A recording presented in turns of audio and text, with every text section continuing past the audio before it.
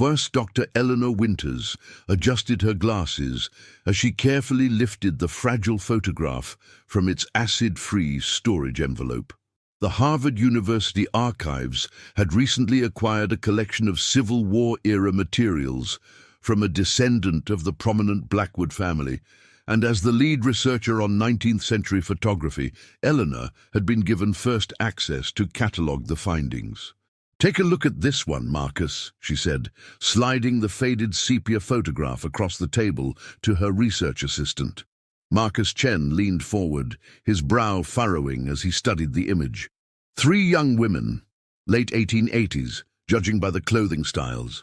His fingers hovered above the photograph, not quite touching its delicate surface. Exactly. According to the notation on the back, they're cousins, Elizabeth, Catherine, and Margaret Blackwood, photographed in 1888 at Oakwood Manor in Massachusetts. Eleanor's voice carried the measured excitement of an academic who had stumbled upon something significant. But look at their expressions. Deal. The photograph showed 3 young women in their early 20s, seated in a formal arrangement typical of the period. While Victorian-era photographs rarely featured smiling subjects due to the long exposure times, there was something distinctly unsettling about the trio. Their eyes seemed hollow, almost vacant, and their postures unnaturally rigid. "Not exactly the Kardashians of their day, were they?" Marcus joked, but his smile faded quickly. "There's something off about them, especially the one on the right." Eleanor nodded. "Margaret. According to the family records, she died just 3 weeks after this photograph was taken, typhoid fever. And the others? That's where things get interesting." Eleanor pulled out her notebook. Elizabeth disappeared without a trace in 1889, and Catherine was committed to an asylum in 1890. She died there in 1891. Marcus whistled softly. All 3 dead within 3 years of this photo being taken, which is why I think this photograph deserves proper restoration and analysis. The Blackwood family was influential in Boston society, and these unexplained tragedies might shed light on social conditions of the era. Eleanor carefully returned the photograph to its envelope. "I've already contacted Diane at the Conservation Lab. She's agreed to take this on as a priority project." The Conservation Lab occupied the basement level of the university's science building, a state-of-the-art facility despite its subterranean location. Diane Morrison had been the head conservator for 15 years, and her reputation for meticulous work made her services highly sought after by museums and archives across the country. "Fascinating subjects," Diane murmured, as she examined the photograph under a magnifying lens. "The chemical degradation is substantial, but not beyond recovery." Eleanor hovered nearby, trying not to appear impatient. "How long do you think it will take?" "For a standard restoration, about 2 weeks, but—" Diane paused, adjusting the light to better illuminate the photograph's surface. "There's something unusual here. See these faint markings behind the subjects?" Eleanor leaned closer. In the darkened background of the image, barely perceptible lines seemed to form patterns or symbols. Could it be damage to the emulsion layer? Possibly, or deliberate markings that have faded over time. Diane's voice carried the clinical detachment of a professional who had seen countless oddities in her career. "I'll need to use some specialized techniques to bring out these details. Might take a bit longer." "Whatever it takes," Eleanor replied. This photograph could be a significant piece of Boston's social history. 3 weeks later, Eleanor received an urgent email from Diane. "Need to see you immediately regarding the Blackwood photograph. Concerning developments, please come to the lab ASAP. Diane." When Eleanor arrived at the Conservation Lab, she found the door locked, which was unusual during working hours. She knocked firmly. "Diane, it's Eleanor." The door opened just enough for Diane to peer out, her face drawn and pale. Dark circles shadowed her eyes, and her typically immaculate lab coat was wrinkled, as if she had been wearing it for days. "Come in quickly," she said, glancing nervously down the empty hallway, before closing and locking the door behind Eleanor. The lab was in disarray, unusual for the meticulously organized conservator.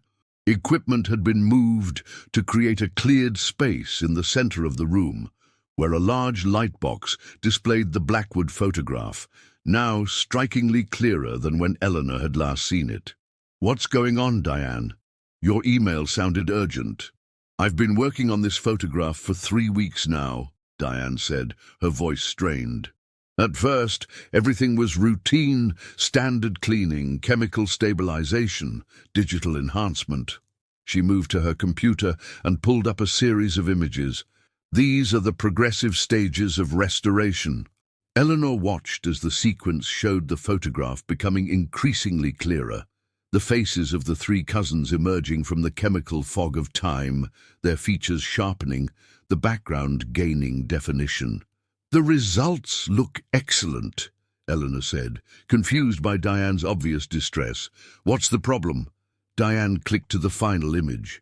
"This is what I saw 2 nights ago when I applied the last chemical treatment and scanned it at the highest resolution." The photograph now showed the 3 women in startling clarity.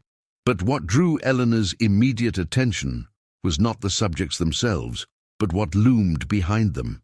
A 4th figure stood in the background, partially obscured by shadow, tall, gaunt, with features that seemed to shift and blur even in the static image. Its eyes, however, were unnervingly clear, staring directly at the camera with an intensity that seemed to reach across the centuries.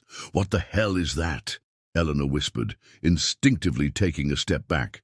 "I don't know," Diane said, her voice barely audible. "It wasn't visible in any of the preliminary treatments. It only appeared in the final stage." She swallowed hard. "At first, I thought it was a processing artifact or contamination. I ran the treatments again on a different system. Same result. Could it be double exposure? Some Victorian photography trick? That was my first thought too. But look at the shadow patterns." Diane pointed to where the figure's shadow fell across the floor, perfectly aligned with the shadows cast by the 3 women. "Whatever this is, it was physically present when the photograph was taken." Eleanor felt a chill crawl up her spine, despite the warmth of the lab. "And you're certain this figure wasn't there in the original unrestored version?" "Oh, positive. I've documented every stage of the process."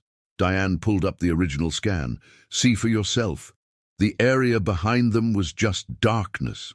Eleanor stared at the comparison images, her academic skepticism battling with the undeniable evidence before her. "There has to be a rational explanation."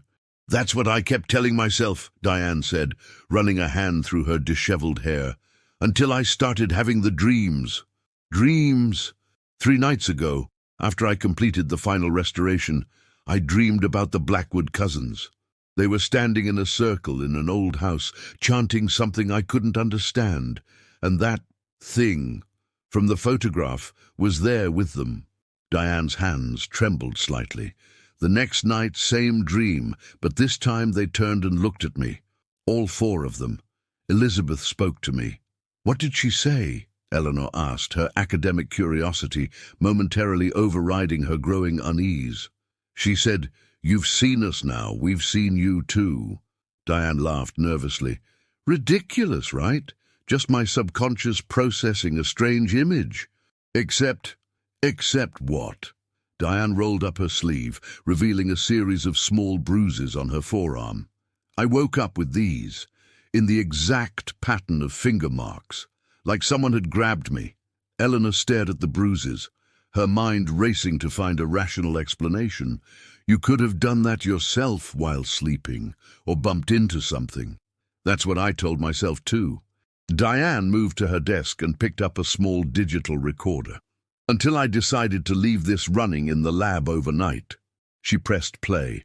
At first, there was only the ambient hum of equipment and the occasional distant sound from the building's ventilation system. Then, just audible above the background noise, came a whisper. "Elizabeth, Catherine, Margaret." A pause, then another whisper, so faint it was barely perceptible. "Find her." Eleanor felt the hair on the back of her neck stand on end. This could be anything. Sound contamination from another room, a prank. "I've analyzed it," Diane cut in. "It's not mechanical or electronic in origin, and no one else has access to this lab." She stopped the recording. "Eleanor, I'm a scientist.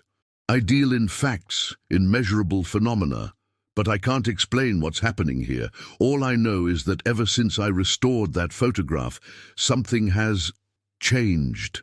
Eleanor looked again at the image on the light box, at the three women and the shadowy fourth figure. Their eyes seemed to follow her, a sensation so disquieting that she had to look away. "What do you want to do?"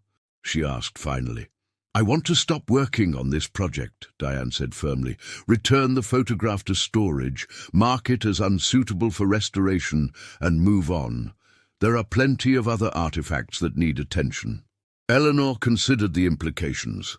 As a historian, she was trained to pursue knowledge, to uncover the past, regardless of where it led. But as she looked at Diane's haunted expression and the disturbing image on the light box, she felt her professional curiosity waver. "Let me take the digital files and your notes," she said after a moment. "We'll seal the original photograph and return it to the archives. I'll continue the research aspect without the physical artifact." Diane seemed to sag with relief. "Thank you. I've already prepared a data package." She handed Eleanor a flash drive. "Everything's on here. All scan stages, my notes, audio recordings. Maybe you'll find a rational explanation that I've missed." As Eleanor pocketed the drive, the lights in the lab flickered briefly, causing both women to start. "Just the old wiring," Diane said with a forced laugh. "This building was due for an electrical upgrade years ago." Eleanor nodded, but couldn't shake the feeling that something had changed in the atmosphere of the room. As she helped Diane secure the original photograph in its protective envelope, her fingers brushed against the surface of the image. A jolt, like static electricity but more intense, shot through her hand. "Ouch!" she exclaimed, pulling back. "What happened?" Diane asked sharply. "Nothing, just a static shock." Eleanor rubbed her fingertips, where the sensation lingered like the memory of ice. "Let's finish up here. I think we both could use some fresh air." Ooh! As they sealed the photograph in its archival container, neither woman noticed that in the final digital scan, still displayed on the computer screen, the shadowy figure in the background had shifted position ever so slightly, moving closer to the three cousins, its blurred face now bearing what could almost be interpreted as a smile. Marcus found Eleanor in her office the next morning, surrounded by open books and printouts, her computer displaying multiple windows of genealogical records and historical newspapers. "You look like you haven't slept," he observed, placing a cup of coffee on her desk. "I haven't," she admitted, gratefully accepting the coffee. "I've been researching the Blackwood family all night." "Oh, because of the photograph. Diane mentioned she'd completed the restoration." Eleanor hesitated, unsure how much to reveal about the disturbing developments in the conservation lab. Marcus was pragmatic and level-headed, more likely to seek technological explanations for the anomalies than to entertain more unsettling possibilities. "The restoration revealed some unexpected details," she said carefully. "I'm trying to contextualize them through historical research." She turned her computer screen to show him a family tree she had constructed. The Blackwood family was one of Boston's elite during the Gilded Age. Old money, derived initially from shipping and later diversified into railroads and banking.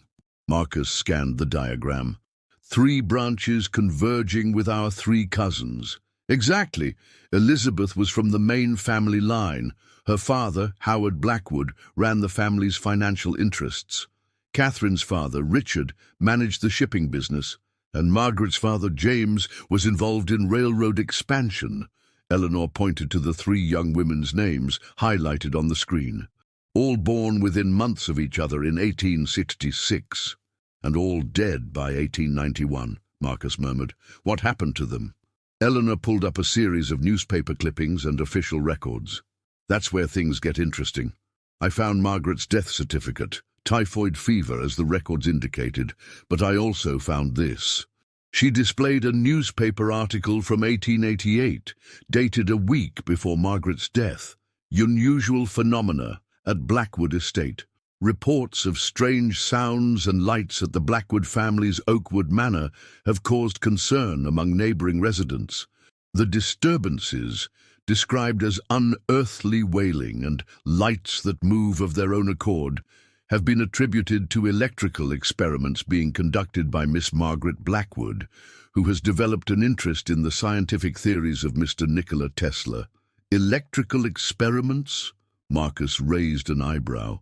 Margaret was apparently something of a scientific prodigy, Eleanor explained. Educated privately, since women weren't admitted to most universities then. According to family letters, she corresponded with several prominent scientists of the era. And Elizabeth, the one who disappeared. Eleanor clicked to another newspaper clipping. Boston socialite missing. Miss Elizabeth Blackwood, daughter of prominent banker Howard Blackwood, has not been seen since Tuesday last. Miss Blackwood was last observed entering the family's library at Oakwood Manor in the evening hours. When she failed to appear for breakfast the following morning, a search was conducted, but no trace of the young woman has been found. The Blackwood family is offering a substantial reward for information leading to her return. No body was ever found, Eleanor continued. It was as if she simply vanished from a locked room in the family home. And the third cousin, Catherine, committed to Danvers State Hospital in 1890. Eleanor displayed a scanned admission record. The diagnosis was acute melancholia with delusional features. According to these notes, she became convinced that her cousins had not died or disappeared, but had been taken by something she called the Watcher in the Shadows. Marcus frowned. The figure in the photograph? Eleanor looked up sharply. What do you mean?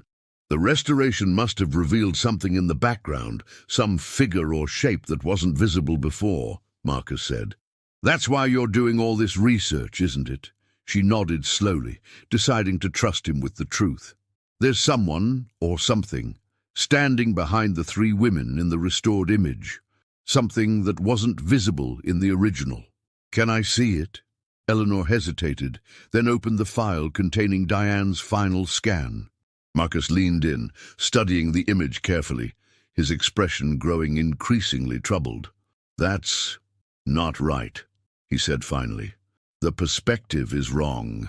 Look at how it's positioned relative to the light sources in the room.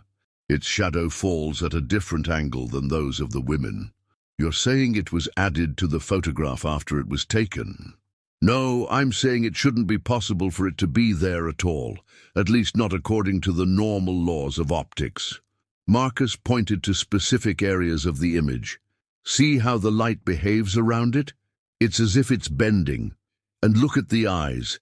They have a different optical quality than the rest of the photograph, almost as if they were looking out of the photograph rather than being captured in it. Eleanor finished, a chill running through her. Marcus straightened up, his scientific mind clearly searching for rational explanations. There must be some chemical or physical process that could account for this, some reaction in the emulsion layer during restoration, perhaps. That's what Diane thought too at first. Eleanor played him the audio recording from the conservation lab.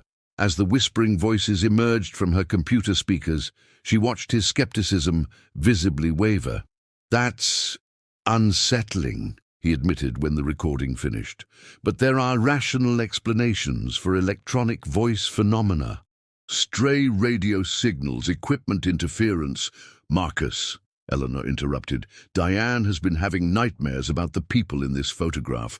She woke up with unexplained bruises. And last night, after I took the digital files from her, she hesitated, then rolled up her sleeve to reveal a pattern of small, dark marks on her wrist. 5 distinct spots arranged like fingerprints. Marcus stared at the marks, then back at the computer screen where the 3 cousins and their shadowy companion seemed to stare back at him. What are you saying, Eleanor? That a 137-year-old photograph is... what? Haunted? I'm saying that I don't know what's happening, but I intend to find out. She pulled up another document on her screen. I've been researching the history of Oakwood Manor, the estate where this photograph was taken. It still exists, though it's been abandoned for decades. The last Blackwood died in 1972, and the property has been tied up in legal disputes ever since. "You want to visit the place?" Marcus asked incredulously. "I want to understand what happened to these women," Eleanor replied. Their stories were effectively erased, Margaret dismissed as a victim of disease, Elizabeth as a mysterious disappearance, Catherine as mentally unstable. 3 brilliant young women, all silenced within 3 years of this photograph being taken. And you think going to an abandoned mansion will provide answers that historical records can't? I think that something happened at Oakwood Manor in 1888 that changed the course of these women's lives. And yes, I believe that visiting the location might reveal contextual information that isn't available in the archives. Marcus ran a hand through his hair, clearly conflicted. This is veering into ghost hunter territory, Eleanor. Not exactly the rigorous academic methodology you're known for. Sometimes the historical record is incomplete, and we need to use alternative approaches to fill in the gaps, she countered. I'm not suggesting we conduct a séance, Marcus. I'm proposing a site visit to a historical location relevant to our research. After a long moment, Marcus sighed. "When do we leave?" "Tomorrow morning. I've already arranged for access to the property through the current legal custodian." Eleanor's expression softened. "You don't have to come. I understand if this feels too unorthodox, and leave you to face whatever creepy surprises Oakwood Manor might have in store. Not a chance." He gestured to the bruises on her wrist. "Besides, someone needs to be the voice of reason when you start seeing ghosts in every shadow." Eleanor smiled gratefully, though the expression didn't quite reach her eyes. "Thank you. I've already booked a hotel in the area for tomorrow night. We'll visit the manor during daylight hours only, strictly professional, strictly scientific." As Marcus left to prepare for their trip, Eleanor turned back to her computer, where the restored photograph remained on screen. She couldn't shake the feeling that the shadowy figure was somehow more prominent now than it had been earlier, its outline more defined, its presence more substantial. A trick of the light, she told herself firmly, or eye fatigue from staring at screens all night. Yet as she finally closed the file, she could have sworn that the positions of the 3 cousins had subtly shifted, their vacant eyes now focused directly at the camera, their expressions containing something that hadn't been there before: recognition. The drive to Oakwood Manor took just over 2 hours, leading them through increasingly rural landscapes as they left Boston behind. The GPS directed them onto a narrow private road that wound through dense woodland before finally revealing their destination. Oakwood Manor stood on a small rise, a massive Victorian structure of dark stone and timber that seemed to loom against the grey October sky. Once grand, the house now bore the unmistakable signs of long neglect: ivy claiming entire walls, broken windows covered with plywood, sections of the ornate roof sagging precariously. "Welcoming," Marcus commented dryly, as they parked in what had once been a circular driveway, now overgrown with weeds pushing through cracked pavement. "According to the Historical Society, no one has lived here since the 1970s, Eleanor said, retrieving her research backpack from the trunk. "There have been several attempts to restore it as a historical site, but funding always falls through. The current legal custodian is a Boston law firm representing the Blackwood estate's interests. A middle-aged man in a worn tweed jacket was waiting for them on the front steps, a ring of keys in his hand. He introduced himself as Geoffrey Palmer from the local Historical Society, authorized to grant them limited access to the ground floor of the manor. The upper floors aren't structurally sound," he explained as he unlocked the massive front door, which groaned in protest. "And the basement flooded years ago, but the main reception rooms have been somewhat preserved. The Historical Society conducts an annual assessment, though we've never had the funds for proper restoration. The interior smelled of dust, mold, and the particular melancholy of abandoned places." Grand rooms stretched out from the central hallway, their faded elegance still visible beneath layers of grime and decay. Sheets covered what furniture remained, ghostly shapes in the dim light filtering through dirty windows. "The library is this way," Palmer said, leading them down the hallway. "That's where Elizabeth Blackwood was last seen alive, according to the historical record." The library was a large octagonal room lined with empty bookshelves. A massive stone fireplace dominated one wall, and tall windows looked out over what had once been formal gardens, now a tangle of overgrown vegetation. The books were donated to various institutions after the last Blackwood died, Palmer explained, but the room itself is largely unchanged since the 1880s. Eleanor moved slowly around the space, trying to imagine it as it had been, filled with books, lamps casting a warm glow, perhaps Elizabeth sitting by the fireplace, reading on the night she vanished. "Where was Margaret's laboratory?" she asked. Palmer looked surprised. "You know about that?" "It was in the East Wing, but that section of the house suffered significant damage in a storm about 30 years ago. It's not accessible anymore." "And Catherine? Did she have a particular room here?" "The music room, primarily. She was an accomplished pianist."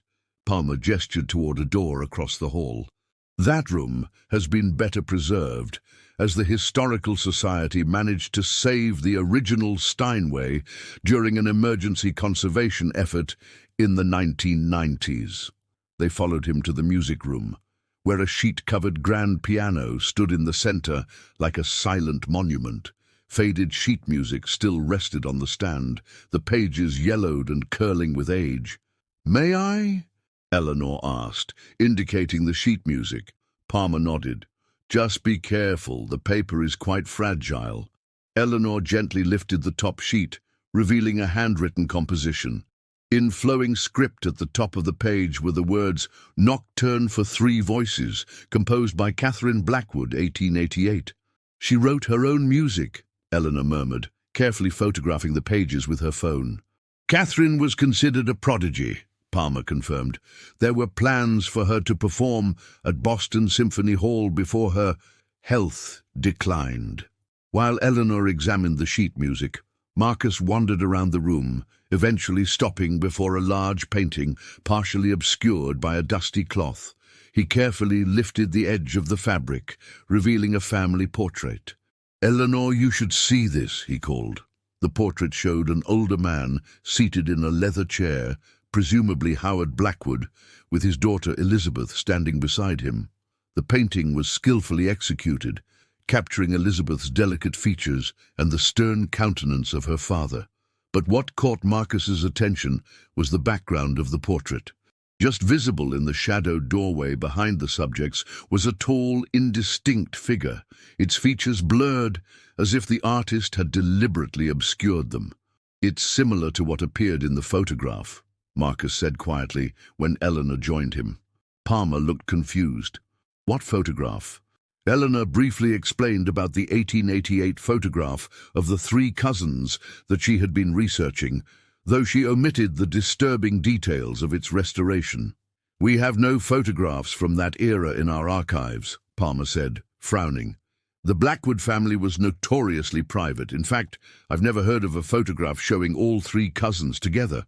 Eleanor and Marcus exchanged glances. "Would it be possible for us to see where the photograph was taken?" Eleanor asked. "According to our records, it was somewhere in this house, in 1888. Palmer considered this. The formal parlor would have been the most likely location for portrait photography. It has the best natural light. He led them back across the hallway to another large room, this one containing several covered pieces of furniture arranged around a marble fireplace. This would have been where they entertained guests and where formal family photographs would typically be taken. Eleanor surveyed the room, trying to match it with the background of the photograph. The proportions seemed right, and the ornate molding around the ceiling matched what was visible in the image. "This is it," she confirmed, moving to position herself where the three cousins would have sat. They were arranged here, facing the windows for natural light. As she stood in the spot, a sudden chill enveloped her, as if she had stepped into a pocket of significantly colder air. The sensation was so pronounced that she gasped audibly. "Are you all right?" Marcus asked, moving quickly to her side. "Just cold," she managed, stepping away from the spot. The temperature immediately normalized. Palmer nodded knowingly. This house has always had unusual cold spots, poor insulation, drafty windows. Typical issues with these old structures. But Eleanor noticed that Marcus was rubbing his arms as if chilled, having felt the temperature drop himself. Their eyes met in silent acknowledgement that what they had experienced was not a normal draft. "Mr. Palmer," Eleanor said, "would you happen to know if there were any unusual circumstances surrounding the deaths, or in Elizabeth's case, the disappearance, of the 3 Blackwood cousins?" Palmer hesitated, suddenly looking uncomfortable. "There are local stories, nothing documented in the official historical record, you understand. We'd be interested in hearing these stories," Marcus prompted. "Oral histories can provide valuable context." Palmer glanced around as if ensuring they were alone, despite the house being clearly abandoned. The local belief at the time was that the Blackwood cousins had become involved in something unnatural, he said, lowering his voice despite himself. There were rumors about secret meetings in the house, strange rituals. Some said they were attempting to communicate with spirits, others that they were conducting forbidden scientific experiments, combining electricity and occult practices. "Was there any evidence for these claims?" Eleanor asked. "Nothing concrete. But several servants left the household in the months before Margaret's death, claiming to have witnessed disturbing phenomena. And after Elizabeth disappeared, one of the maids alleged that she had seen Miss Blackwood speaking to someone who wasn't there in the library on multiple occasions." "And Catherine's mental decline?" Marcus pressed. "According to local law, she became convinced that something had been summoned into the house, something that had taken her cousins and would eventually come for her too." Palmer shook his head. "But these are just stories. The Historical Society focuses on documented facts, not local superstitions." Eleanor was about to ask another question when a loud crash echoed from somewhere deeper in the house, causing all 3 of them to start.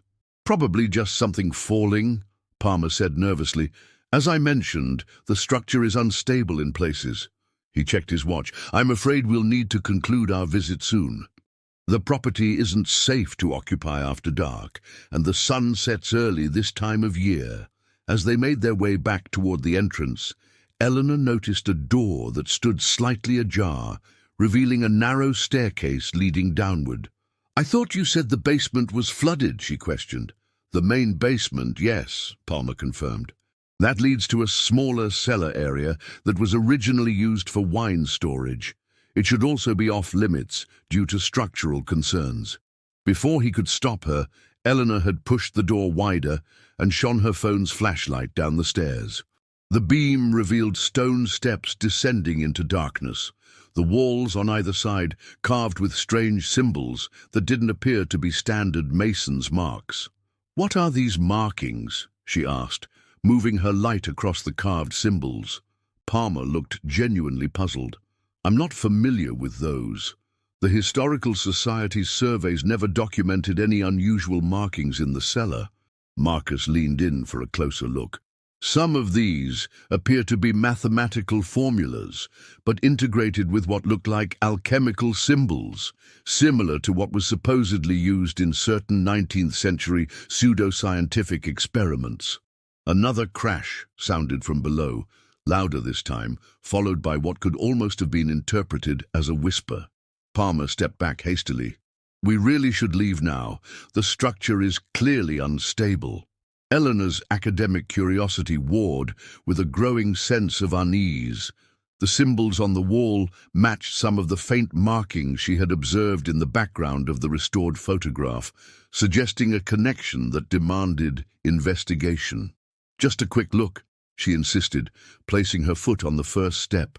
"Eleanor, I don't think—" Marcus began, but was interrupted by a sudden gust of cold air that rushed up from the cellar, carrying with it a smell of damp earth and something else, something acrid and unpleasant, like ozone or electrical burning.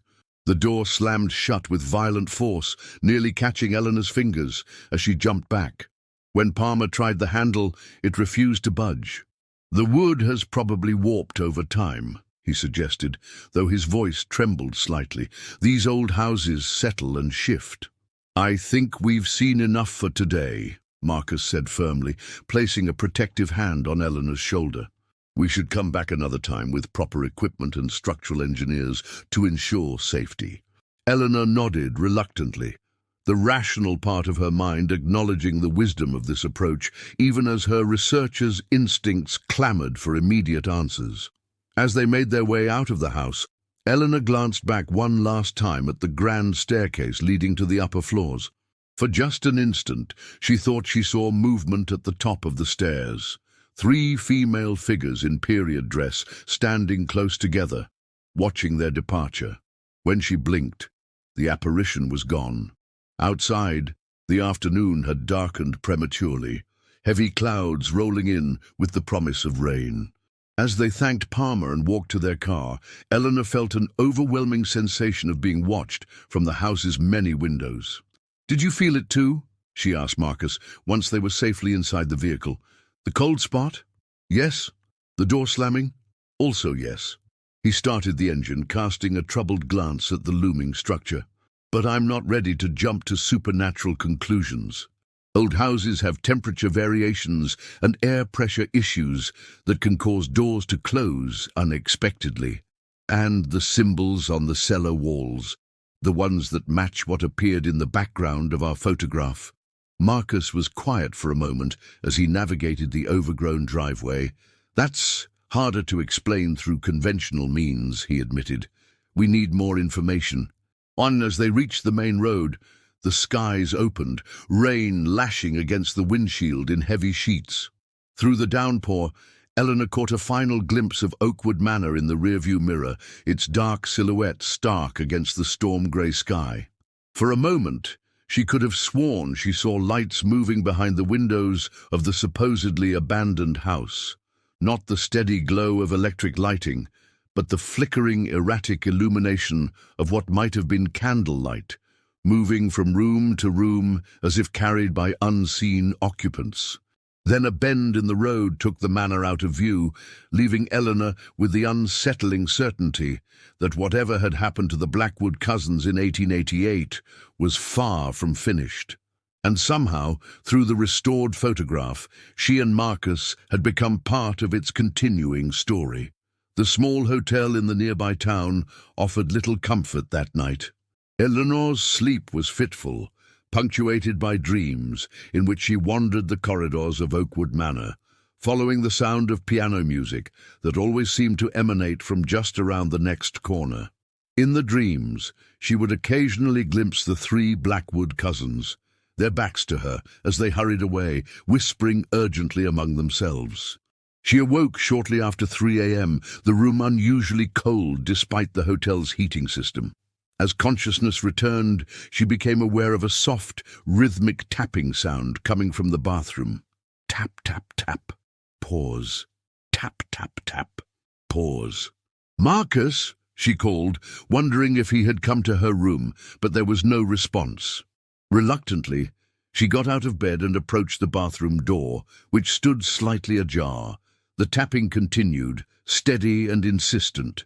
Pushing the door open, she found the bathroom empty, the sound apparently coming from the old-fashioned water pipes. Yet as she turned to leave, movement in the mirror caught her eye. She froze, heart pounding. The mirror didn't reflect her or the bathroom.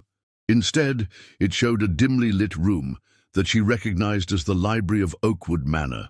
In the glass, 3 young women stood before a table covered with books and strange apparatus, their backs to her. Slowly, as if sensing her presence, they turned in unison to face the mirror. Eleanor gasped as she recognized Elizabeth, Catherine, and Margaret Blackwood, their features exactly matching the restored photograph. They stared out at her with expressions of desperate urgency, their mouths moving as if trying to communicate. Behind them, partially obscured by shadow, stood the fourth figure from the photograph, taller and more distinct than before. Its face remained blurred, but its eyes were unnervingly clear and fixed directly on Eleanor. Elizabeth's lips moved more emphatically, and though no sound came through the mirror, Eleanor could make out what she was trying to say. "Help us!" Then Catherine raised her hand, pressing her palm against the other side of the mirror's surface. The glass began to ripple like water, and Eleanor felt an inexplicable pull, as if the mirror were trying to draw her in. With a cry of alarm, she stumbled backward. Her elbow struck the light switch, flooding the bathroom with harsh fluorescent light, and the image in the mirror instantly vanished, replaced by her own terrified reflection.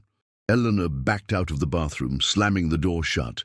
Her hands trembling, she fumbled for her phone and called Marcus's room. "Eleanor?" His voice was thick with sleep. "What time is it?"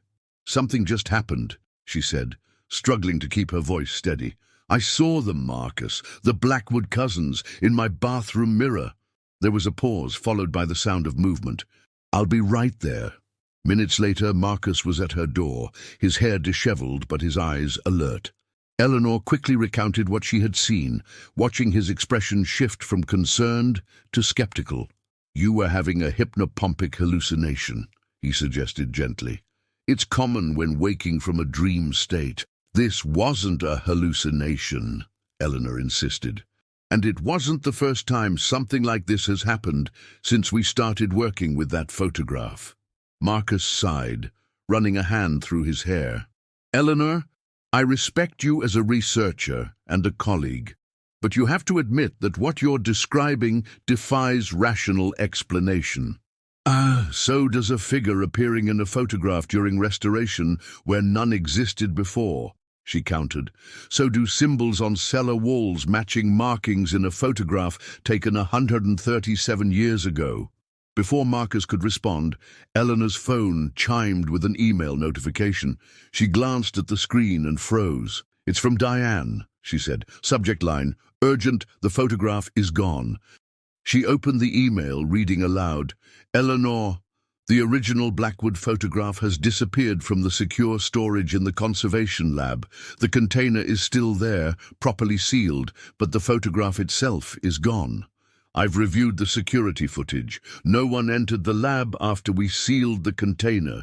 This is impossible, but it's happened. There's more.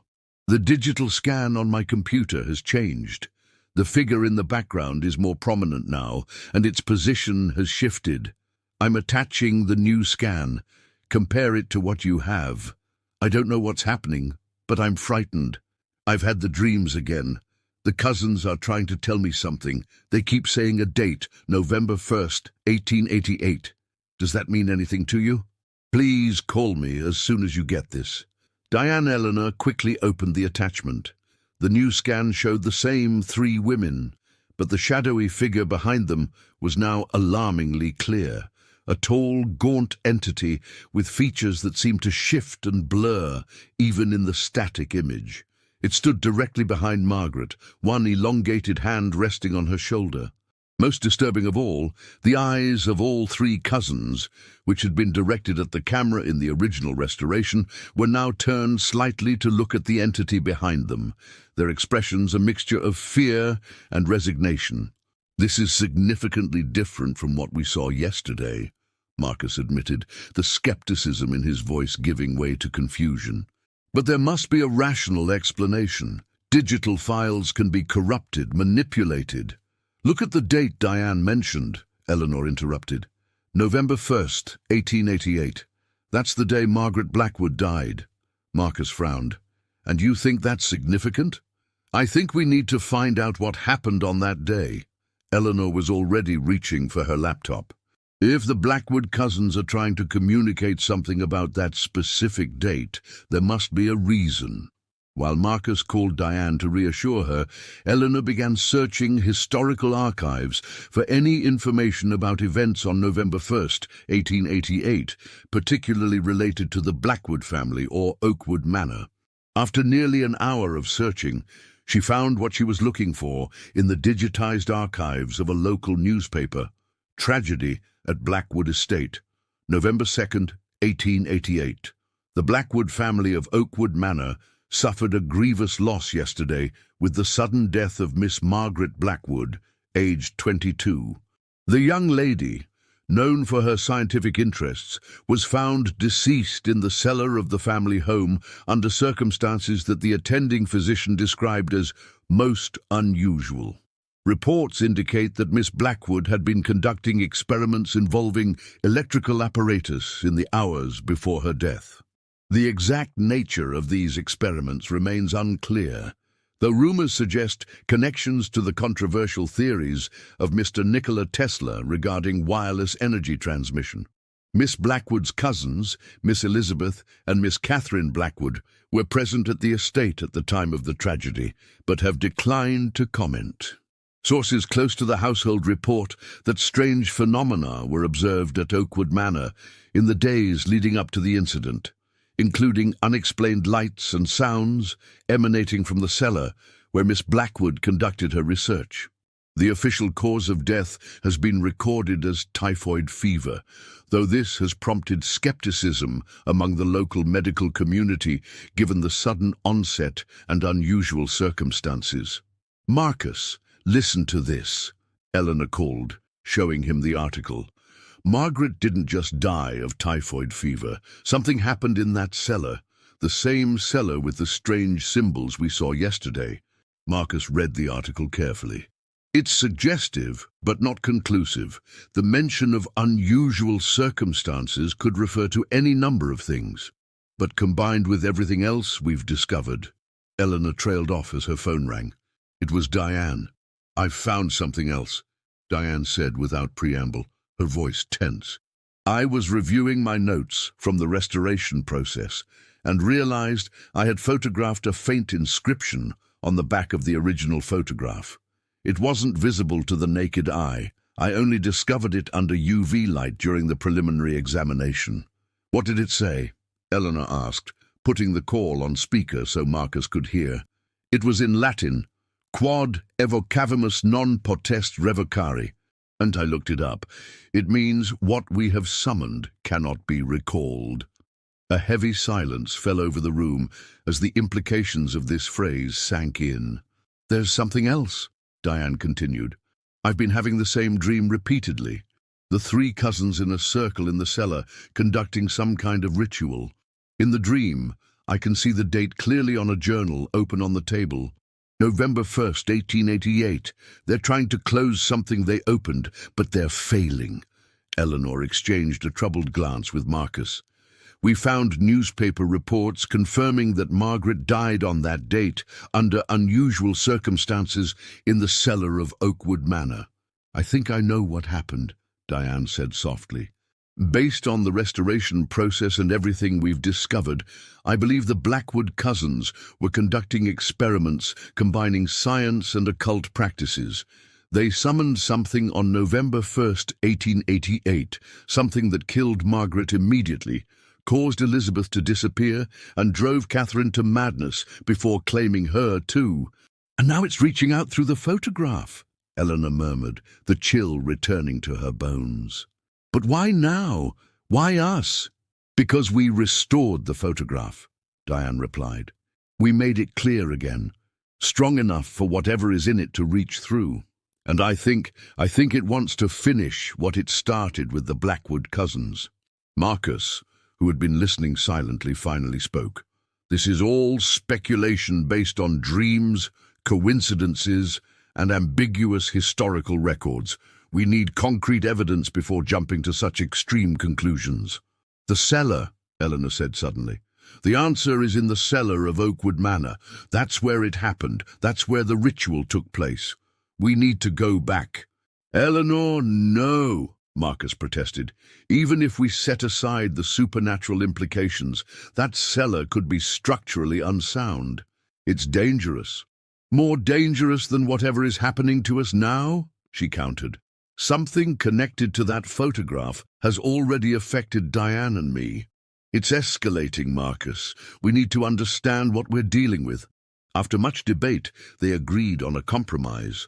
They would return to Oakwood Manor that afternoon, but would contact Palmer from the Historical Society to accompany them and would limit their investigation to what could be safely accessed.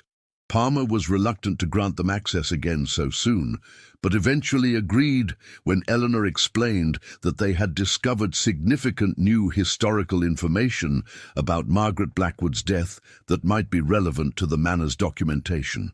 "I can give you 1 hour," he said when they met him at the Manor's entrance that afternoon, "but I must insist that we avoid the cellar. After your visit yesterday, I consulted with a structural engineer who advised that the cellar stairs are unsafe." Eleanor and Marcus exchanged glances, knowing this complicated their plans, but unwilling to put Palmer at risk by insisting. As they re-entered the house, Eleanor was struck by how different it felt from the previous day.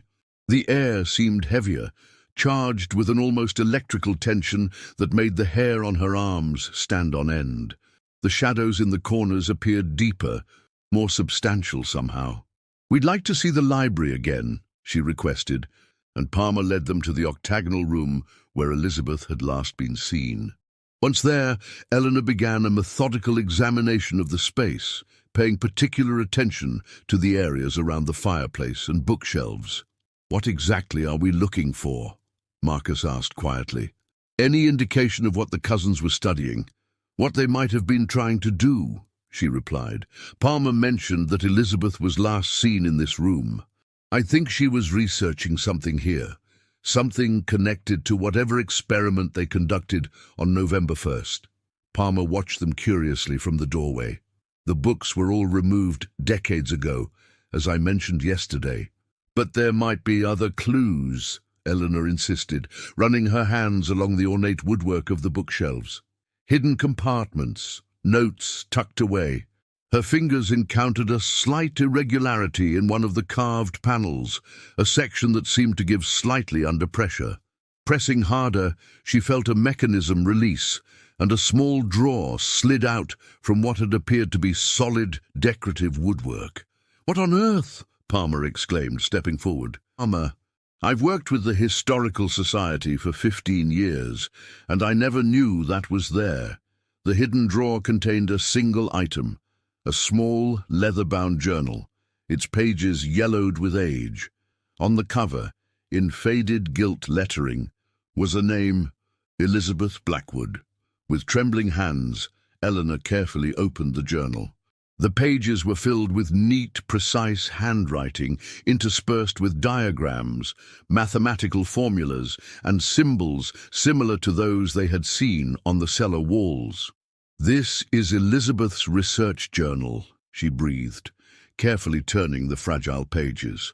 "Look at these dates, entries from September and October 1888, leading right up to November 1st. Marcus leaned over her shoulder, his academic curiosity evidently overcoming his skepticism. "These formulas, they're attempting to combine principles of electromagnetic theory with concepts drawn from esoteric traditions, similar to what Tesla was exploring, but with a metaphysical component." Eleanor continued turning pages until she reached an entry dated October 28, 1888. "M. believes we are ready to attempt the full procedure. Her calculations suggest that the thinning of the veil between worlds reaches its optimal point on November 1st, and her apparatus is now complete. C remains hesitant, but I have convinced her that the potential knowledge to be gained outweighs the risks.